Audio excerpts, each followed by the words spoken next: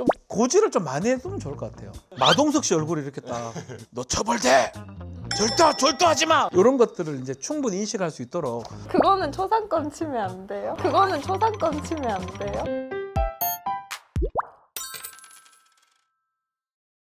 네, 저희는 지금 무인 점포에 대한 얘기를 하고 있는데요. 무인 점포는 아이스크림 말고도 별게 다 있더라고요, 요새. 정말 많은 게 생겨나고 있는데요. 주로 어떤 것들이 좀 더 많이 생기고 있나요? 제가 기사로 찾아본 결과 총 무인 관련 점포는 한 10만 개 정도로 추정했다고 합니다. 어마어마하네. 네, 특히 소매점 같은 경우는 무인으로 다 가능하기 때문에 이렇게 많고요. 이제 무인 매장 중에서 가장 매장이 많은 업종은 이제 아이스크림 이외에도 무인 카페, 그리고 무인 밀키트, 무인 도시락 등이 가장 많은 업종 중에 하나입니다. 아마 아이스크림 할인점과 마찬가지로 다른 업종이 이렇게 많은 거 보니까 기술이나 뭔가 전문성이 요구되지도 않고 초기 투자 비용이 아무래도 좀 적다 보니까 이렇게 많이 퍼진 것 같아요. 무인 매장이 다양한 시도를 하고 있어요. 무인 라면도 생길 것이라고 상상을 못했는데 이제 무인 라면도 점점 늘어나고 있고. 무인 라면 왜 생기 전 상상했었는데. 아, 그러셨어요? 역시 트렌드가. 저는 거기까지는 생각을 못했어가지고. 아, 무인 라면 너무 좋지 않나요? 좀 운동을 이제 좀 하는데 무인 또 헬스장 이런 것도 있는 것 같던데요? 무인 헬스장이랑 비슷한 게 이제 무인 스포츠. 예를 들어서 무인 골프, 무인 테니스장. 스크린 야구장도 있어요. 무인 스크린 야구장. 맞습니다. 그러니까 스포츠 쪽으로도 무인이 많이 이제 퍼지고 있는 상태고 점점 새로운 시도를 하면서 생겨났는데 반응이 좋은 업종들도 있어요. 예를 들어서 뭐 무인 모텔. 이거는 사실 이해가 되긴 해요. 마주치지만 않는다는 것 뿐이지 보고 있다는 거는 맞잖아요. 다 보고 있죠? 근데 그게 왜 이렇게 편한 걸까요? 내가 내 스스로 변한 거야, 내 스스로. 그래서 아마 무인이 없어지진 않을 것 같고 오히려 더 다양한 부분에서 많이 늘 것 같긴 해요. 근데 이제 이렇게 많잖아요. 많다 보니까 문제는 또 폐업도 또 많이 또 발생하는 것 같아요. 네, 맞습니다. 네. 많이 생긴 만큼 예. 이제 경쟁도 치열해지고 서로 이제 가격을 내리기도 해요. 안 그래도 싼데 거기서 더 가격을 그러니까. 내립니다. 이 경쟁이 심해진 단계라고 보게 되면요. 그때부터는 점점 줄어드는 거 아니에요, 시장이 또?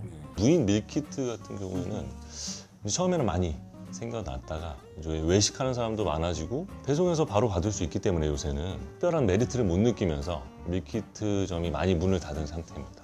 맞아요. 그런 것 같아요. 많이 없어진 것 같아요. 밀키트 점. 진짜 각양각색의 무인 점포들이 많이 생기잖아요. 많이 생기면 당연히 긍정적인 점들과 또는 이런 많은 사건 사고들이 있을 것 같은데요.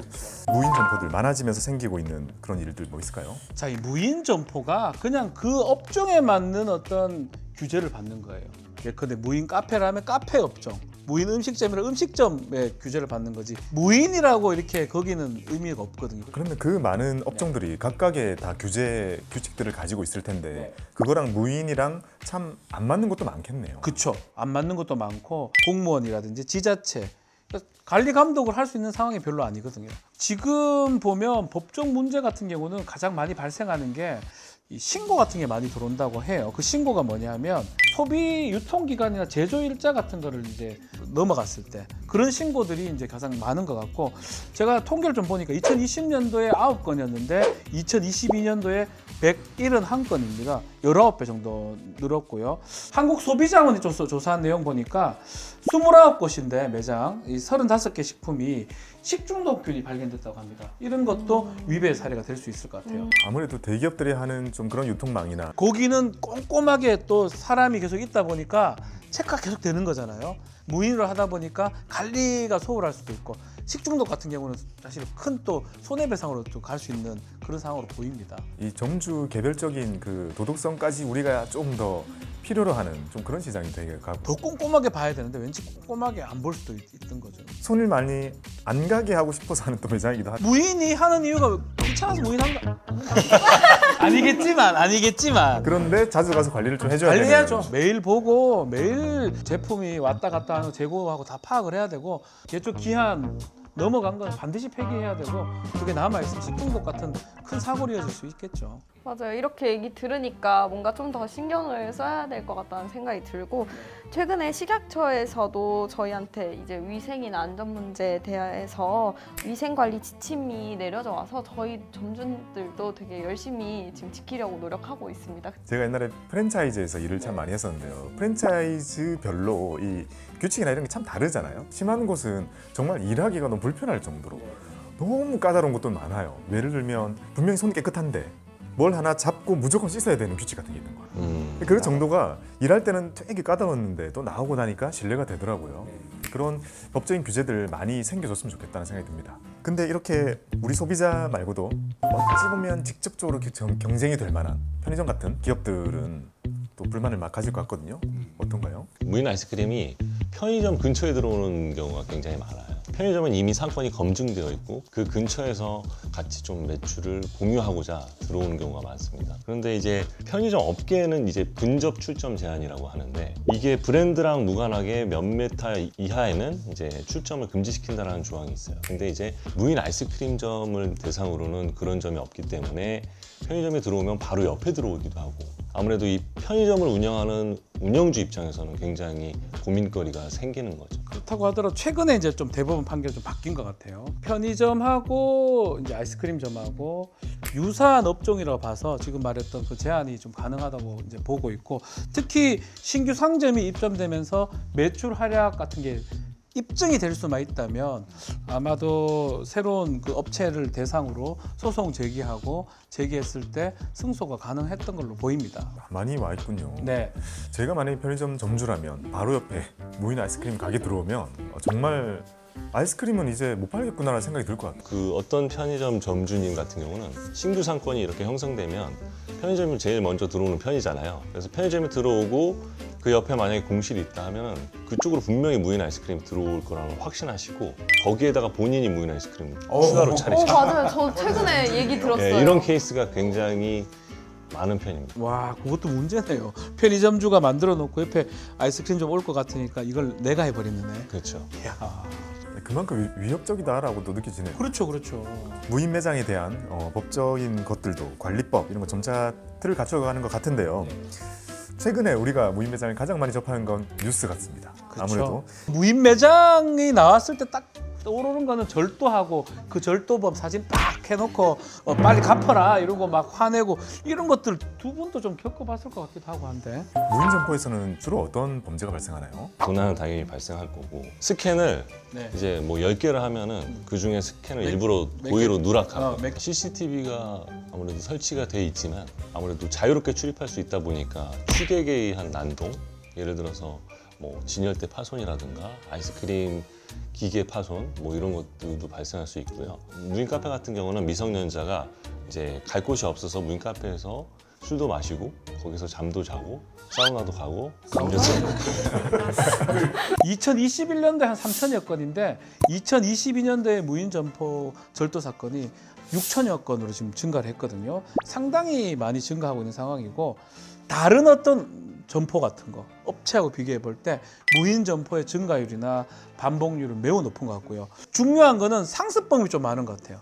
한번 거기서 해서 성공하면 계속 거기 가서 절도하고 이런 것들이 일어나는 게 결국 그 점주들이 가장 피해 호소하는 요인이 되지 않을까 생각이 듭니다.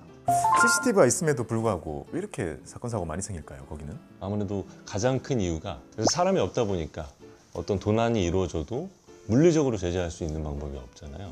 그러니까 그걸 이미 알고 도난을 많이 저지르는 것 같고요. 이거를 이제 좀 방지하기 위해서 뭐 CCTV뿐만 아니라 홈캠 같은 거를 설치해가지고 실시간으로 이제 그 매장에서 음성이 울려 퍼질 수 있게. 아, 가능해요? 네. 야, 쓰레기 버리지 마라 이놈아. 얘들아 거기 앉지 마 이렇게. 가능해요? 아 가능하죠. 말은 돼요. 이제 소통이 되기는 하지만 그거 역시도 직접 가서 막을 수 있는 게 아니다 보니까 어느 정도 한계가 있고요.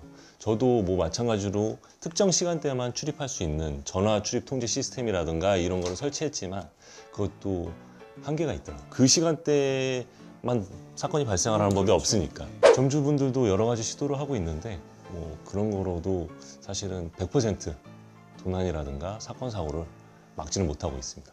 네, 절도한 것도 잘못한 거긴 한데 얼굴 사진을 이렇게 조선시대처럼 이렇게 딱 붙이는 거 그거는 뭔가 잘못된 것 같은데 괜찮아요? 이게 좀 문제가 될 수가 있습니다. 우리나라 법이 진실된 걸 올린다고 하더라도 명예훼손죄 같은 성립할 수가 있어요. 사실적시 그건 사실적시 성립할 수가 있고, 또 중요한 것 중에 하나가 범죄를 저질렀다고 하더라도 특정한 절차를 거치지 않고서는 그 사람의 얼굴이나 신원을 공개할 수 없도록 돼 있어요.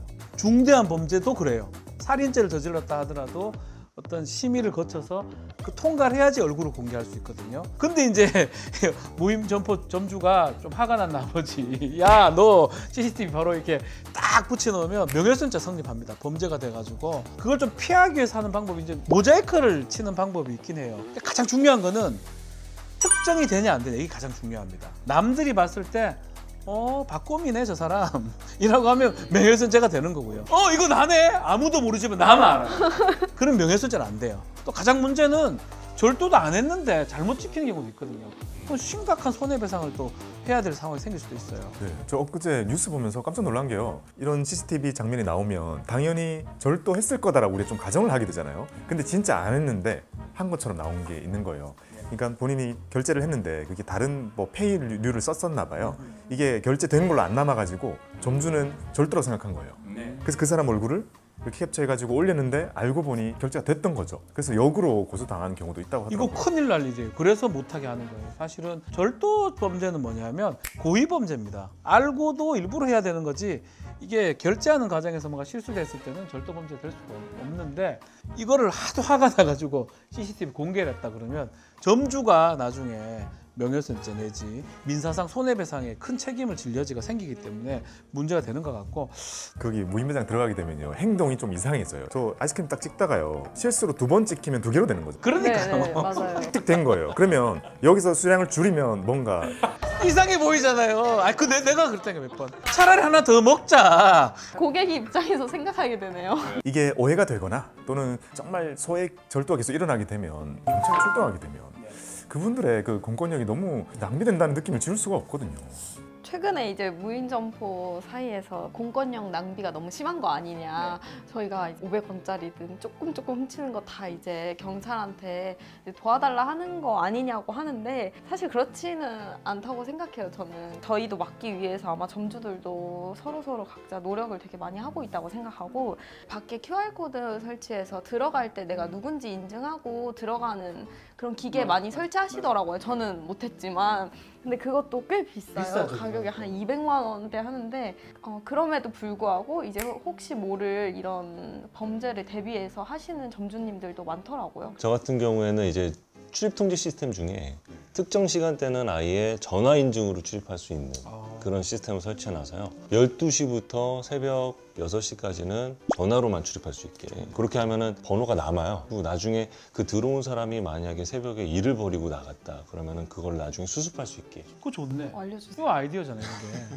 제 개인적인 입장에서는 저희가 무인 점포는 인건비가 안 들어가잖아요. 그래서 어느 정도는 또 점주들이 그냥 로스율은 조금 포기하는 이게 부분도 문제예요, 있다고 이게 생각을 해요. 있어요. 어차피 무인 점포니까 절도 되더라도 뭐 몇천 원짜리 몇만 원짜리 그거 굳이 신고까지 해가지고 내가 경찰서 가야 되고 뭐 해야 되고 하기보다는 받아들이자라고 하다 보니까 또 문제가 됩니다.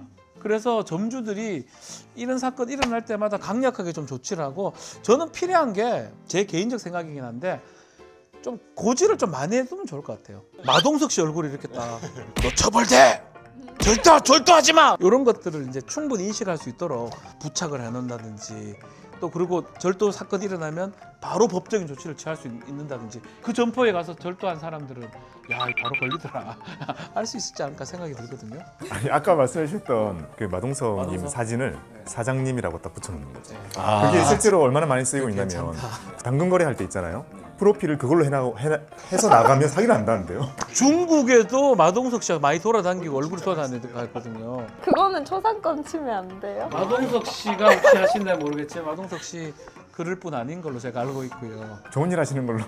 지금까지 이야기를 쭉 들어보니까요, 이게 많이 생겨나고 있어가지고 이 가지고는 부작용도 많이 있고 법적인 것도 많이 조치가 되어야 될 것이고, 또 점주님들에 맞게 준비를 많이 해야 될 것 같다는 생각이 참 많이 듭니다. 자, 오늘 이렇게 무인 점포에 대한 이야기를 많이 나눠봤는데요. 나중에 나도 부업을 해보고 싶다고 생각을 한다면, 난 지금도 하고 싶은 게 하나 있어. 라면. 아직까지 무인 라면점에 가본 적은 없는데 유튜브 같은 거 보면 정말 맛있게 끓여줘요. 막 그냥 별거 다 넣어주고. 근데 제가 거기서 계속 먹을 것 같긴 한데. 그러면 유인 점포가 될 것 같은데. 계속 사장님 계시고. 지금은 그런 업종이 없는데 비디오 대여점이 있었어 예전에. 대여한 걸 안 걸리고 싶은데 항상 점원이 쳐다보죠. 이런 걸 보십니까? 빨간 부인 이런 걸 보십니까? 요때 그때 많이 느꼈거든. 아 이거 무인으로 좀 하지. 이걸 무인으로 하면 정말 좋은데 여러분 무인으로 하면 너무 좋은데. 아 그러네요. 저희 무인 가게에 대해서 정말 즐겁고 재밌는 얘기 많이 나눠봤습니다. 오늘 나오신 패널분들께 다시 한번 감사를 드리고요. 여러분들께서 관심을 가지시는 그런 일상의 재밌는 내용들 항상 경제의 관점에서 대화를 나누기 위해서 또 가지고 오도록 하겠습니다. 지금까지 봐주신 여러분들 감사드리고요. 다음 주에 다시 뵙겠습니다. 자, 에코스바 파이팅!